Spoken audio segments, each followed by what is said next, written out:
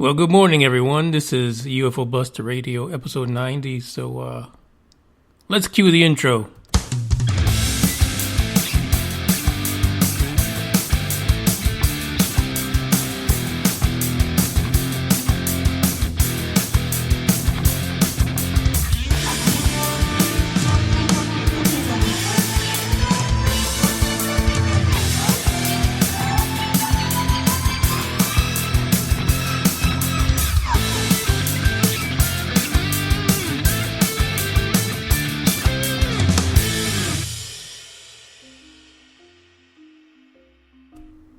That's right, episode 90, and I am live. I am your host, Manny Moonraker. And it's a holiday weekend here in the States. 3 days off of work. People are out there, doing their little barbecue, celebrating, drinking, eating too much, doing it all. So I figured this might be one of those days where we have to do the podcast early, just in case something crazy happens later. And you guys know how it is when you get out there on the holiday weekend and you just want to sit back and relax and do your thing. I just had 2 cups of coffee and I'm still not really alert for some reason. I don't know, because I usually get up at 5 o'clock in the morning, so I'm not sure what's going on. This holiday vibe is just taking over me. And in that vein, I actually put out a post this morning about an hour ago on Facebook, basically saying I need a vacation. So I was asking some of the followers, where would you go? And as I said before, at one point I wasn't really into Facebook, but right now, for some reason, it works great for the podcast because I get in touch with so many people. And so if you want to get on there and respond to me, and the social media networks that the podcast is on will be pivotal for the co-host show, or should I say the co-host contest that's coming up. And if you want to be a part of that, you're going to have to follow me on social media in order to take part in that. Definitely this week I'm going to put that out there so that we can get some little auditions from folks, so that they can, partake and be part of the madness that's UFO Buster Radio. But anyway, I got some responses to my post this morning. So Esther says, Seychelles? Not sure where that is. Seychelles. Seychelles.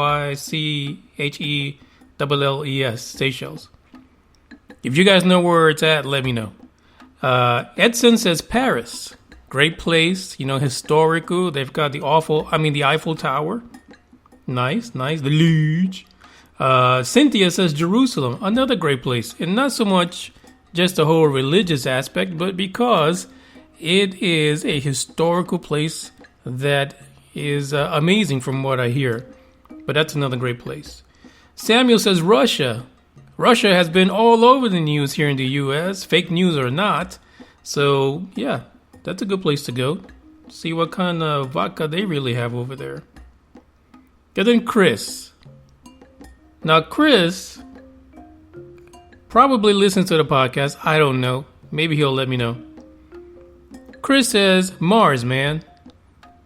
Then probably you can, on the way back, stop in Iceland.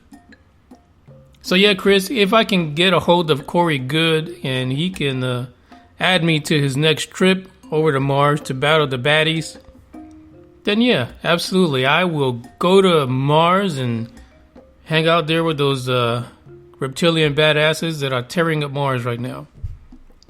At least that's what Corey Good says, Nobody really knows.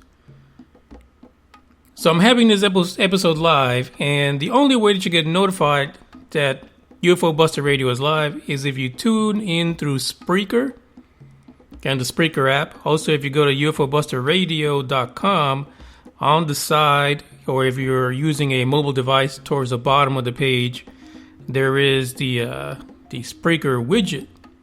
And you can actually just hit play there, and you can listen to the podcast there as well. Other than that, if you're listening right now and you're on live, you can add the ID Boss Crawler or search for UFO Buster Radio on Skype. And then you can just call in. Now, this is perfect for those individuals that are not in the United States and you still want to chat and maybe tell me about your UFO experience that you want to share with the rest of the listeners. On the other side of the spectrum is for those people who are in the U.S. and want to call in. The call-in number is 972-290-1329. 972-290-1329. So feel free to call. And last but not least, if you're listening live on Spreaker, we do have a chat box that you can kind of message information in. It's kind of like a group chat thing. So you can go in the Spreaker box, let me know that you're listening, say anything. I'll give you a shout out. So I was hoping today to hear from Billy, and yesterday, as I've been saying quite frequently, that I've had some serious electronics problems. And 2 months ago, I got a brand new phone, and that's already on the blink. And I saw that he sent a message, but I was not able to respond to it. My Motorola phone decided that it had had enough of my usage. And so I spent about 90 minutes, I kid you not, folks, 90 minutes at my wireless provider, only for them to tell me that I was right after they erased everything on my phone. So they're going to make good on it. They're going to send me another phone. I'm sure they wanted to sell me another phone. They're going to send me another phone on Monday. But I saw this feedback from Chris saying that he'd like to come on the show. So Chris, if you're out there, come on to the show. I'm not sure if you saw that I posted the time for the recording today at 9 a.m. Central Standard Time. But other than that, the reason why Chris wanted to be on here was because we wanted to chat about his Marilyn Monroe response to the news article that we had earlier in the week. And like I said before, it was a good response, very solid, and he made some good points. But in the meantime, until we find out whether or not Chris will be able to join us, the legacy incident that will not go away. I mean, this thing, we are stuck with Roswell from now until the end of time. Ain't nobody has time for this, Manny. And we are going to hit the 70-year mark on Roswell. 70 years, folks.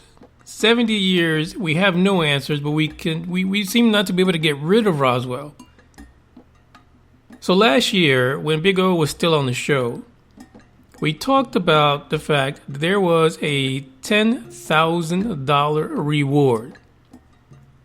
Basically, anyone that can take the picture, the infamous picture that was taken at the news conference when at the time Jesse Marcel was telling the world that this was just a weather balloon. He had a memo in his hand. People have been trying to decipher that memo. And according to individuals that have spent way too much time on Roswell, the memo itself states or has words in it, basically, that say either a disc or bodies recovered, stuff like that.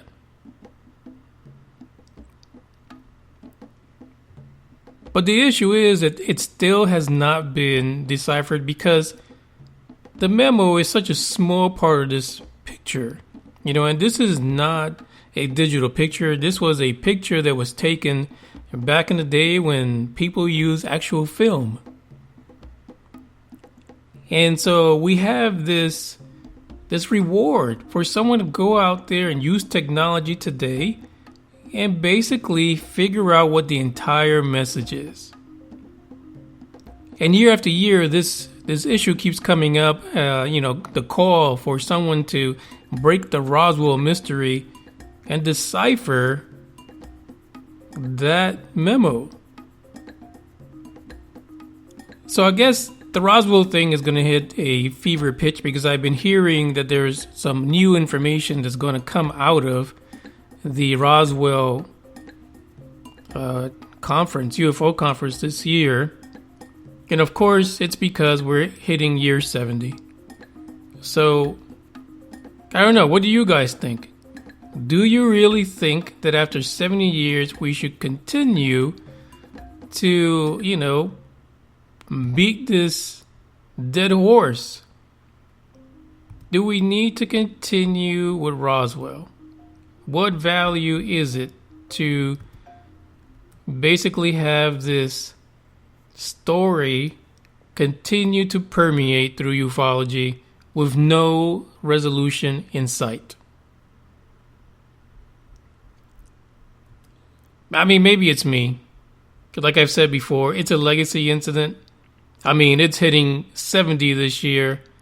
Some things you just gotta let go of. Because I don't think there's any kind of technology that's going to help us resolve that specific memo or anything else.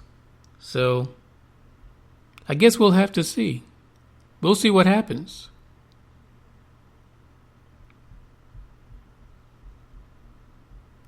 Excuse me. I'm looking for Manny Moonraker. I understand you're looking for either a flying disc, cigar class shit. Now, are you looking new or used? I have both. I also have the long cigar or stogie shaved, with and without air conditioning. In the sleep chambers, sleep 6 to 18, depending on the body size of your friends. I also have a medical disc and a starship, depending on your credit range. Call me, Census Work, on your interstellar stellar, 111-41-91-771-2119-62387. I'll be waiting. So the contest that we have coming up, it is to be a co-host on UFO Buster Radio, and I think it's going to be a ton of fun. So basically what's going to happen is we are going to have an audition period, so you can audition, send us in. Specifically, let's go with Roswell. Your take on Roswell, and what do you think, yay or nay? Should we continue to beat the dead horse? And you're going to record that, whether it be audio or video, and you're going to send it to me via social media. What's going to happen then is that I am going to have these items put up for a vote. And it will be the UFO Buster Radio listeners who will basically determine who wins this particular contest. The winner will receive a copy of Unacknowledged. And that will be the assignment.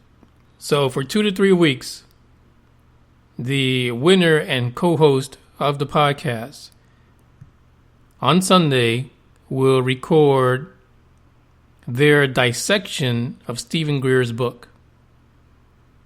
Now, I'm flexible. We could also do the movie, but I don't think it's out on DVD yet, but we'll find out. But the book is great because I understand that the book has a lot more than the actual film has to offer. So it might be better just to have the book because we really want a good picture of what Stephen Greer is talking about. Not that we really understand most of the stuff he's doing, but I think it'd be a great topic for the podcast and everyone that listens. And the individual that wins the contest will receive a copy of this. And again, if you're someone that likes using, some kind of a PDF reader to read it on the go, we can work that out. Otherwise, we'll just send you a paper copy of the book. So with that, again, Roswell is something that I'm thinking we just need to put to the side. I invite everyone to join this conversation. Join me on Facebook, Twitter, and Instagram. And let's keep the conversation going because this UFO stuff is absolutely nuts. Now, some of the things that are tied to Roswell, of course, is a conversation we had about Marilyn Monroe. Because Stephen Greer brings that up in his movie. The reason why a lot of people got worked up about what he brought up in his movie is because he shows in his film a report, like a government report of recordings, basically, of conversations that she was having, basically saying, hey, unless the Kennedys pay attention to me, I'm going to let all this stuff out of the bag and let people know what's really going on. Now, was this someone who was hysterical, was going through a bad time, and decided that she was going to get revenge on the person that really wasn't answering her attention, basically wasn't paying any attention to her or responding to her advances anymore? Is this what was happening? At the time, there were so many reports about her being on, barbiturates and amphetamines and alcohol. There were reports of her being suicidal, working up to that unfortunate day. And some of the reports even say that her psychiatrist was around her quite a bit during that time. She was going through a situation in her life where she had got fired from a film, and she worked her way back into the good graces of the movie company and actually got back on the film, but shortly thereafter was when the suicide happened. So is there a connection? Because there are other conspiracy theories about Marilyn Monroe say that Jimmy Hoffa has something to do with it. So was it the Kennedys? Was it Jimmy? Did they all get together and just decided to get rid of her? One of the things that Billy said was that she was a woman of stature at that time. She was the blonde bombshell, and she was in the movies, and people loved her. So did she have enough power to topple a presidency with claims of recovered UFO bodies and UFO saucers at that time? It's hard to say. Unfortunately, she was surrounded by so many things, claims of mental health issues, lots of depression. Really, she sounded like she might have been suffering from bipolarism. And, of course, you have the drug use, alcoholism. So there was a lot going on. And sad to say, but when you take these situations and you try to throw in the UFO conspiracy, it just doesn't fit, So it's hard to really say that Marilyn's situation was really tied to the whole Roswell conspiracy, the presidency, and so forth. The other thing, too, is when you read in ufology about the president and his power to know, it's basically above top secret, right? So usually the president, according to ufology and historical documents, ufology really kind of puts it out there that all the UFO stuff is above the president. So then the question is, why would any of the Kennedys have any idea about what was happening, about recovered bodies, about UFOs? So there's a lot of gaps in all of this. So it's like no matter how you look at it, it's hard for me personally, to draw a connection between Monroe, Roswell, and her basically being murdered for having that knowledge. So could there have been some pillow talk from L. Kennedy? It's possible. It's very possible. But we're again talking about a time period where the Marcel explanation about Roswell was pretty much accepted way before Marilyn Monroe. And like I said, it wasn't until 20, 30 years later, that someone decided to bring this to the forefront and kind of clue in Stanton Friedman to the fact that something happened at Roswell. So how did she come across this information? Or is this a fake news report that someone put together just to hand it over to Stephen Greer to make something out of nothing? Or did Mr. Reptilian himself doctor up this document in order to promote his book, his video, his agenda? You're going to have to make the call on that, but I'm hopeful that our contest winner and co-host for the podcast will be able to draw some really clear conclusions about this from Stephen Greer's book. The biggest thing about his book and the biggest thing about him is that he really confuses the crap out of people, to be honest, because in some instances he seems to be very clear-minded. He knows what he's talking about. He's got A, B, and C lined up. But when you get to D, he kind of skips around and he goes to G and then he goes to P and then he goes to W. There's part of this guy that just goes all over the place. From summoning UFOs to being able to look in the sky and basically point out different civilizations just at random. I don't know. Maybe he's mapped it out in his head. I couldn't tell you. But as a reptilian, he's probably been there. Those are vacation spots for him. But I don't know. So, for our co-host, you're going to have a lot of work ahead of you because you've got to help UFO Buster Radio finally decide whether Stephen Greer is a nut job that we need to forget, or is it someone that we still need to listen to and take information from and really try to understand what he's talking about.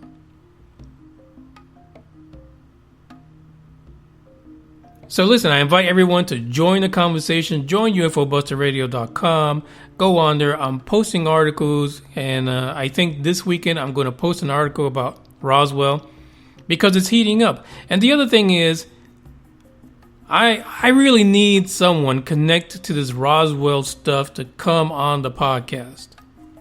I know Nick Redford has a book coming up on Roswell. You have other people like Nick Pope that talk about Roswell. I think that we need to get someone on the podcast that has to do or has research or has the inside track on what's going on in Roswell. And we need to reach out to them. So stay tuned. I am going to send out some feelers and see if I can get someone to get on here and let us know why is Roswell still important. Why should we care? So it's a holiday weekend. This podcast appears to be a little short. I hope you guys are enjoying the UFO update episodes during the week, Monday, Wednesday, and Friday. It might be UFO overload, but it's strange how in the weekends you really don't get too many UFO stories. That's weird. Everything comes out during the week, so I guess UFOs take the weekend off. ET's got to rest somewhere, somehow. Another thing that has been circling around is the stories regarding the Dulce, New Mexico base. So we're going to dive into that, and I think that Billy has an interest in that as well. So maybe we can get Billy on to talk about Dulce, New Mexico. Because really, when you hear about UFO stories, Dulce is so ominous, so weird, and so fantastic, all at the same time.